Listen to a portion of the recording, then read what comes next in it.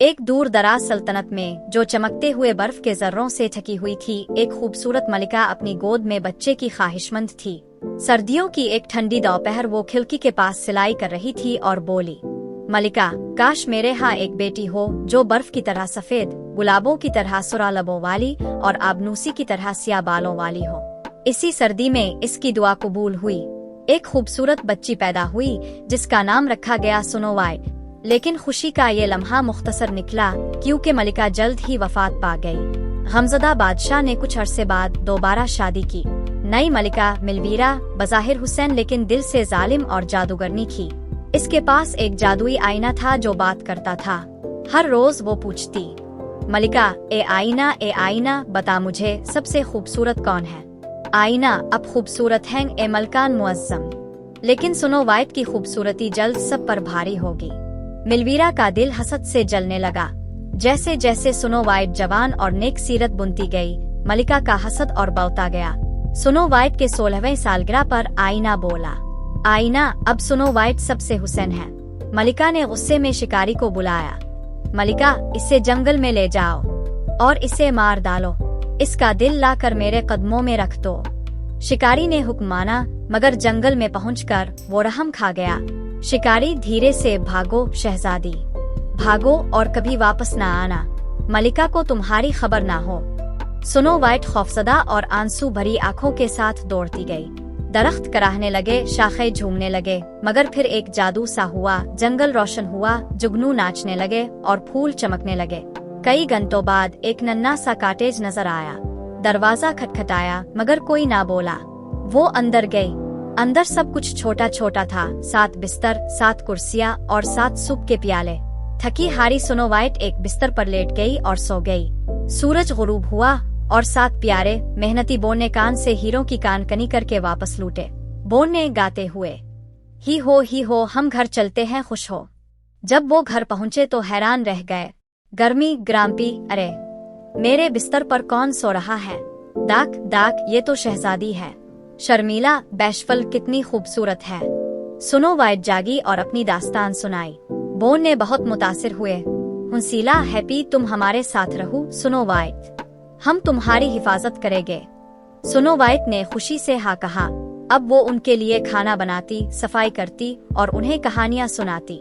महल में आईना फिर बोला, आईना, स्नो वाइट जिंदा है, जादुई जंगल में छपी हुई है। मलिका ने अपना रूप बदला। अब वो एक बूढ़ी फकीरा नजर आती थी। मलिका, खुद से अगर काम मुकम्मल करना है तो मुझे खुद जाना होगा। इसने एक जहरीला सेब तैयार किया, खून की तरह सुर्ख, एक ऐसा फल जो रूह को हमेशा की नींद में डाल देता था। एक दिन सुबह स्नो वाइट गुनगुना रही थी और पाई बना रही थी। परिंदे चहचहा रहे थे। तभी खिड़की पर एक बूढ़ी औरत आई। मलिका, रूप बदलकर, मेरी प्यारी बच्ची, ये जादुई सेब लो, एक नवाला, और तुम्हें वो मिलेगा जो तुम दिल से चाहती हो। स्नो वाइट, मुझे अजनबियों से बात नहीं करनी चाहिए। बूढ़ी औरत, बस एक छोटा सा तोहफा है, तुम्हारी मेहरबानी के बदले।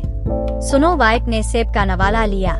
चंद लम्हे बाद इसकी आंखें बंद हो गईं। सेब गिरा और वो जमीन पर गिर पड़ी। मलिका जोर से हंसी और धोई में गायब हो गई। शाम को बोन ने लूटे और घर में खामोशी देखी। सब हैवान गमगीन बैठे थे। गर्मी नहीं, ये तो दाक, यकीनन मलिका ने ये किया है।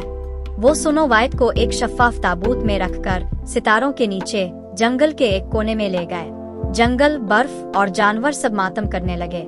स्नो वाइट की खूबसूरती वैसी की वैसी रही जैसे सर्दियों में खुला हुआ गुलाब। एक बर्फानी सल्तनत के शहजादे अलिरिक ने स्नो वाइट के बारे में सुना। वो बर्फीले पहाड़ों और नदियों को उबूर करके जंगल पहुंचा। जब वो ताबूत के पास पहुंचा तो आहिस्ता से बोला, अलिरिक, तुम्हारी नरमी और बहादुरी की कहानियां सुनी है, तुम गम की नींद की हकदार नहीं। इसने इसका हाथ चूमा। जादू जगमगाया, हुआ में रोशनी फैली। स्नो वाइट ने आंखें खोली। स्नो वाइट, ये कहा हूँ मैं। दाक, वो जाग गई, सच में जाग गई। बो ने खुशी से झूम उठे। मलिका ने स्नो वाइट के जिंदा होने की खबर सुनी और गुस्से से पागल हो गई। आईना फिर बोला, आईना, अब सबसे हुसैन वो है जो रोशनी में चमकती है।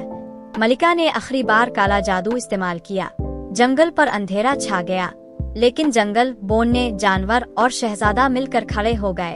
कुदरती जादू जागा, आईना टूटा और मलिका का जादू खत्म हो गया। वो हुआ में तहलील हो गई। स्नो वाइट और शहजादा अलिरिक सल्तनत वापस आए। बादशाह जो मलिका के जादू में कैद था अब आजाद था। बोने ने खास लिबास पहना और शादी में सबसे आगे बैठे। हुंसीला, मुझे पता था वो खुशी पाएगी। गर्मी, मुस्कुरा कर शर्मीला मत रो, शायद थोड़ा रूलो। स्नो वाइट ने नरमी, दानाई और प्यार से हुकूमत की। शहजादा हमेशा इसके साथ रहा। बोन ने अक्सर आया करते और जंगल हंसी से गूंजता रहा। और यूं बहादुरी, मोहब्बत और नरमी से स्नो वाइट ने साबित किया कि सर्दियों के अंधेरे में भी दिल खिल सकते हैं। और सबसे हुसैन वो है जो अंदर से चमकता है।